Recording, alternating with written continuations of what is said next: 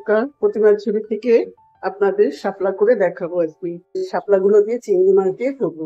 কিভাবে করব সেটা দেখাবো। আগে ছুলে টুলে কেটে ধুয়ে নেব। এখানে আমি কড়াই বসিয়ে দিয়েছি।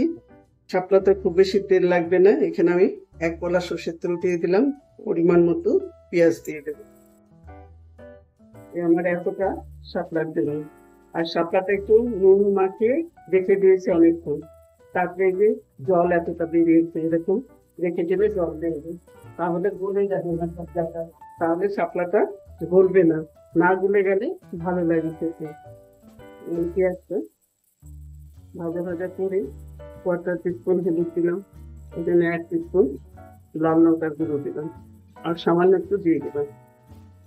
পেঁয়াজটা একটু ভাজা ভাজা হবে, খুব ভাজতে হবে না। এবার আমি এই অল্প পরিমাণ চিংড়ি মাছ কেটে দিয়ে দিলাম। এইটুকু চিংড়ির জন্য একটু স্বাদ হতে যাবে। আর একটু মিষ্টি দেবো, আস্তে কমিয়ে দিলাম। 1 টিস্পুনের মতো চিনি দিলাম। ঝাল মিষ্টি নুন যার যার স্বাদ অনুযায়ী দেবে। এবার আমি শাপলাটা দিয়ে দেবো। শাপলাটা দিয়ে আস্তে পারিয়েই রাখবো, তাহলে গলে যাবে না, কারণ শাপলা থেকে আরো জল বেরোবে। আমি নুন মেখে রেখেছি, অনেকক্ষণ আগে মেখে রেখেছি, তাতে জল কতটা ছেড়েছি। গলে না গেলে খেতে স্বাদ হয় শাপলাটা।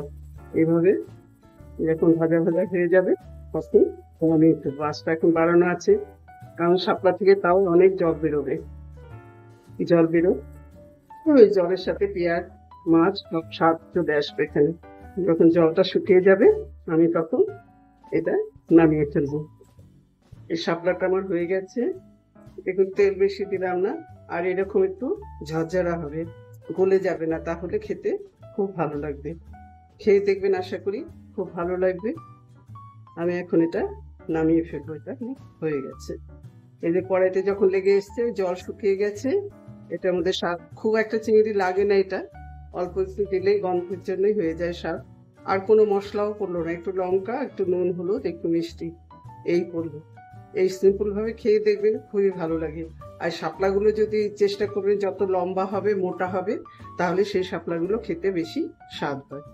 আপনারা খেয়ে দেখবেন, আশা করি খুব ভালো লাগবে। ভালো লাগলে আপনারা আমার চ্যানেলে লাইক করবেন, শেয়ার করবেন, সাবস্ক্রাইব করবেন।